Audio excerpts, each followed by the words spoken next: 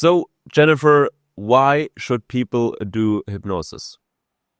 I love that you start with this question. So why you should do hypnosis is because hypnosis can really change your life within a single session. It's not being said that everyone's life changes with a single session, but you can change with a single session. So for example, for me, my first hypnosis session made me quit my job and travel the world. For other The people, it first has one. made them the first one. Mm-hmm. Wow. So my life changed, and that's why people should do it. For other people, it has made them pain-free. For other people, it has gotten them pregnant after miscarriages. For other people, it has made them a ton of money. So literally, you can get to know yourself on a deep, deep level. You can feel lighter, you can release, and you can just feel good all around if you're with a great hypnotherapist. You just described it a little bit like a superpower. In Germany, we are very skeptical over here, as you know yourself. But it's of course not that big of a thing, hypnosis over here. So I have to ask the question: what does it make real? Is it even real? Absolutely, it is real. And the superpower is in the relaxation.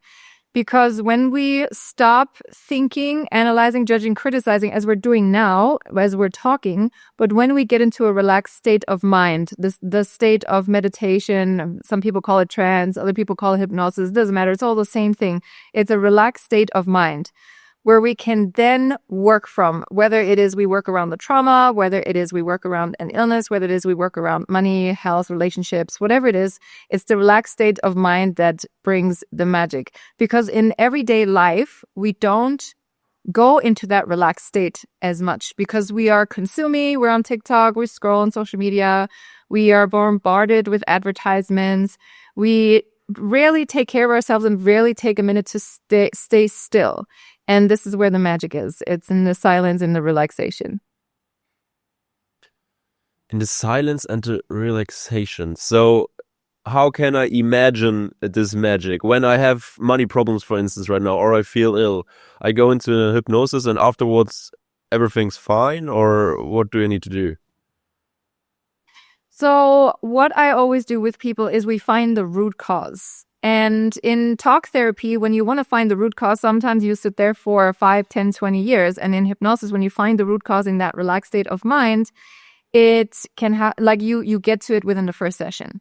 And when you know the root cause, oh, I have money problems because my dad used to say money doesn't grow on trees, or my mom used to always be away, and I associate a lot of money with her working, with her always being away.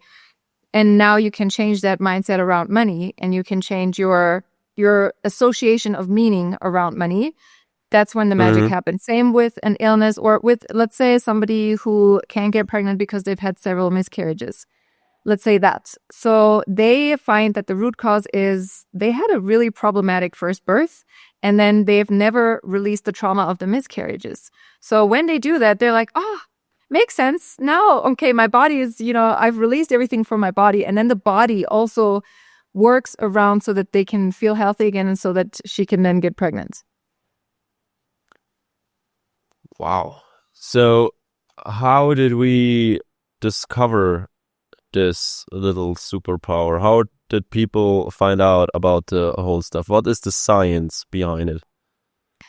Hypnosis actually has been used by Egyptians. So it was being used back in the day already. And the science is there have been different people who have found out that, for example, with hypnosis, you can also use as anesthesia. So when somebody doesn't react well onto anesthesia, you can just relax their mind and then it bypasses everything and they can operate on them, for example.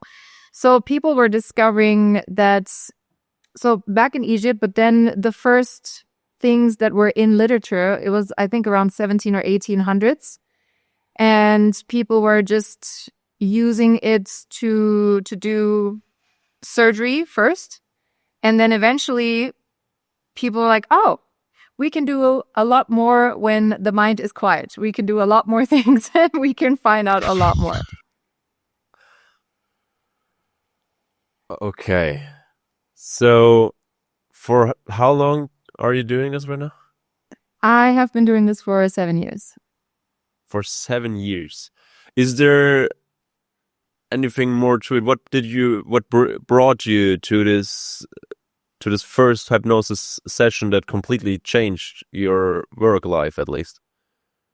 So I was working in a 9 to 5 back in 2015, and I was the managing editor of 22 newspapers in Los Angeles. And it was a good job. It was a fun job. And my bosses were nice. My team colleagues were great and everything was good, right? But I was missing something. I come from Germany. So in Germany, we don't just have 5 paid days of vacation. That was the main difference. I'm like, I want to travel and I want to see the world. And also I want to have a bigger impact on people's lives rather than just, writing or working for a newspaper. And so I felt unfulfilled at some point. And when I was unfulfilled, I made really bad decisions. I was drinking a lot. I was really making bad decisions with men. And so at some point, my friend was like, Jenny, you need to go to my hypnotherapist. She can fix things and she can make things right. And that was when I went to her. And she put all of my negative emotions and feelings and everything into a hot air balloon, had it fly off. And that, I don't know why that was enough. And that's all I remember from that session. But that was enough for me to feel light and to feel clear in my mind so that I had made the decision that I'm going to quit my job and travel the world from that first session. There was nothing more that was done. Like I felt confident enough to do that. And I had made the decision then and there and I never looked back. And since then, you just pursued this path over there that you discovered. Yes. So I started working for another hypnotherapist who helped me with the relationship with me and my mom, like just to improve it. And then it helped me around my business and my money mindset. And it just, I went down the path. And then eventually I also did a past life regression where I discovered my purpose. And there were a lot of other sessions that had really a great impact on me. And I was like, I want to do this for a living. So I started studying it as well. Wow. Okay. So the way you're describing it right now, I'm thinking I need to try it out at least once in the near future. So thank you very much for the insights in that. Since then, you also have a PhD in spiritual healing. A lot more that you do right now to help others of different backgrounds. And also you are a breathwork facilitator. What is that? So breath work is a way to also get into that relaxed state of mind, into that trance state of mind, which is simply achieved by breathing in and out without any interruption. And you do that for like 30 minutes, 40 minutes, 50 minutes, and you can get into an exceptional state of mind, also into relaxation. You can get into the state of mind of where you have what I call downloads from the universe, like ideas, creative ideas. You can release trauma. You can talk to your ancestors. You can do all of those things with breathwork. That has also been around for a long, long time. And I do that as well. And I help people. Like sometimes when I work with people for a longer time, I switch it up. Sometimes hypnosis, sometimes breathwork, just because it's so amazing. And my spiritual healing PhD journey, that was because I wanted to just have some more education. And with that, I set out to help women with endometriosis to reduce or completely alleviate their symptoms and their pain so that they can feel better emotionally and so that they can live a better life again, because that illness is not fun. Well, hold on. You just said you breathe 30, 40, 50 minutes without interruption and then you can talk to your ancestors. Sorry, but I need to I have a lot of questions in that regard. When you say talk to your ancestor, I'm imagining right now I'm sitting there doing for 30, 40 minutes, just breathing in and out, and suddenly everything goes black. I can't see anything anymore, and then I'm talking to my ancestors. Or how does it feel? Or how can I imagine the end product of this process? So every person has different gifts, right? Some people can see, some people can hear, some people can feel, whether that is their ancestors or other spirits or something else. And everyone has that gift, but we have forgotten about it because society always tells us to, that's weird, that's woo-woo, that's strange. Like, why are you doing all of this? So when we actually go into that relaxed state of mind, we open up a way of communication. And so I cannot guarantee what you're going to experience, because you may feel your ancestors, you may hear them, you may see them. It is different for every single person. You may smell certain kinds of smells. It is different for every person, the experience. So that I cannot guarantee how the experience is going to be like for you. I can only be the guide. And sometimes people even describe to me that they did not feel or hear or see anything, but after the session, they feel a lot lighter, or they get creative ideas, or something loosened up, or something happened, or they made a decision, or it was just without them even having seen or heard anything. That can also happen. Okay, so the only thing you do know is that after 30, 40, 50 minutes, it's better. Your life is better than before of them. Yes. For me personally, for my clients as well. Also, sometimes, I cannot guarantee for everyone it's the same experience. Like I said, with hypnosis, the first session can break through, but it depends on the person and how much they allow themselves to go deep. Yeah, how can the person do their part when they come to you? What does a person need to do to be completely open-minded, even though they heard for their whole life that all of this is woo-woo and not the right thing to do? So they can... I only work with people who say to me they're open to it. They're open to past lives. They're open to ancestors. They're open to whatever it is that happens. I don't work with people who tell me in the beginning, like, oh, this is bullshit or this is whatever. I don't work with those people, and I am on social media. So if you find me on social media, I talk about this stuff. So you will know what you're getting into. You will know that you may see a past life ancestor. It is very clear from the beginning, and these are the kind of people who seek me out as well. And the people can... So what I recommend to everyone to go into a relaxed state of mind before I even work with them is to do something that they love, something that takes them out of time and space. Whether it is drawing for you, whether it is writing poetry or something else, whether it is listening to music, whether it is whatever it is that you love, where you forget where you are and what you're doing. That's what I recommend. Okay. So how can I imagine the whole process? Because at the end of the day, you earn your money with that as well. So it's also dependent on the outcome of your sessions a little bit. Is there always just a fixed price for 1 hour, and whatever gets out of the customer gets out of it, he gets, but you can't guarantee anything, as you said. So is it just a fixed price, or is it variable?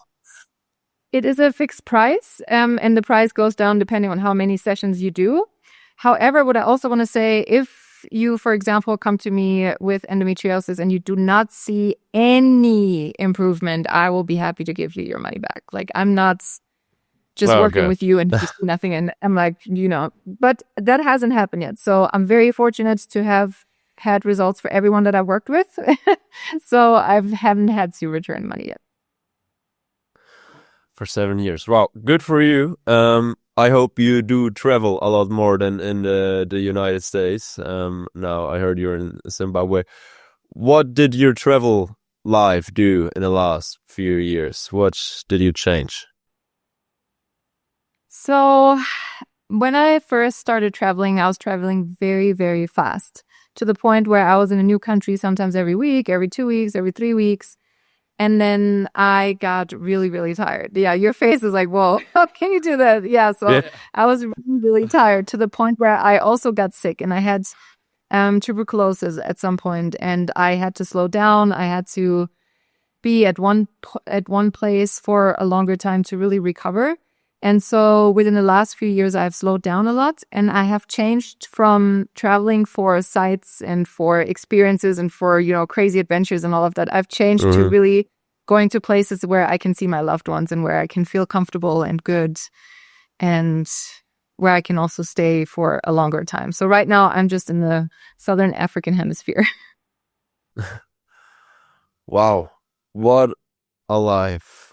How was your upbringing? How does a person get this, not careless, but carefree when traveling that much? I mean, I have been in 2 countries this year, in one vacation. No, it's 3 countries. We did a little sightseeing trip to London, but we went with the car through Slovenia to Croatia and back. That's that's the only 3 countries I saw this whole year and are the only ones I will see this year. So at least also this was a bit of pressure because of all the driving and everything. So how do you get to this travel opened mindset? So, my parents separated when I was 8. And if you know the subconscious mind, it's a very impactful time. So it will stay with you for a long time, and it's also separation. So, the reason why I was that open is because my mom had, she brought in a few people from different countries, like au pairs. So I was always curious about different cultures. And when I was 19, I left to the US because I did not want to be with my family because there was so much trouble and there were so many things happening. So I was like, I need to go as far away as possible. And I was really, really shy. So I couldn't speak to anyone. I couldn't say a word to anyone. And then in the US, in LA, I was able to learn how to make small talk, how to connect with people who I never even connected with before, how to hold conversations. And I met the best people and the worst people. And then in LA, you also meet people from every freaking place in the world. So yeah, that is the beauty of it. And then also, you know, I'm just a curious person in general. I'm like, I need different types of things. So I'm just like, okay, let me just go there and see and try and do. And yeah, I feel like I needed to go somewhere else in order for me to be happier in a sense, because of how unhappy my childhood was. And I've come back to Germany a lot of times, and I'm like, now with my parents, I have better relationships and everything, but it was a lot of work until then. And the distance helped us as well. I can imagine. I'm sorry that you had to go through that. On the same note, the mainstream perspective is that the subconscious is more important than our conscious mind. What is your stance on that?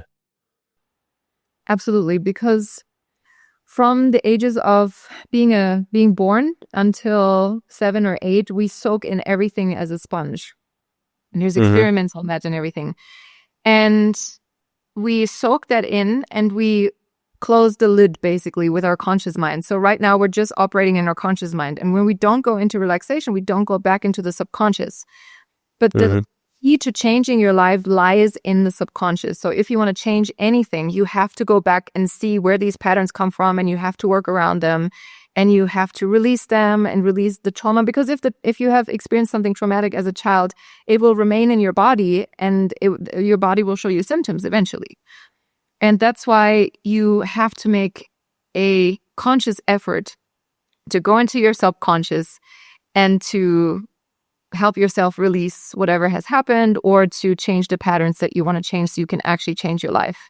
That's why I think if you want to change your life, the key is your subconscious and working with your subconscious. If you could change the subconscious of people, like turn them around or have other things in their subconscious mind that's controlling them, what would it be? What would be the main thing you would like for more people to have in their subconscious mind? Love. That's the simple answer. Like love for themselves so that they can actually love the person that they are, and with everything they have experienced, with all their mistakes, with everything that they do. Because when you have love for yourself, then you get to love other people, you get to love animals, you get to be kind, you get to love the planet, and you get to love what you do. So it's simply love. As cheesy as that sounds. No, perfect. It was the target of the question. Thank you so much for your insights and your time. Where can people go if they want to keep up with your life and your traveling as well? They can find me anywhere on Instagram, on Facebook, on YouTube. I have a lot of free meditations and hypnosis if you want to try any of those. And also my website, mindyoursubconscious.com. Thank you so much, and all the best in Zimbabwe. Thank you so much.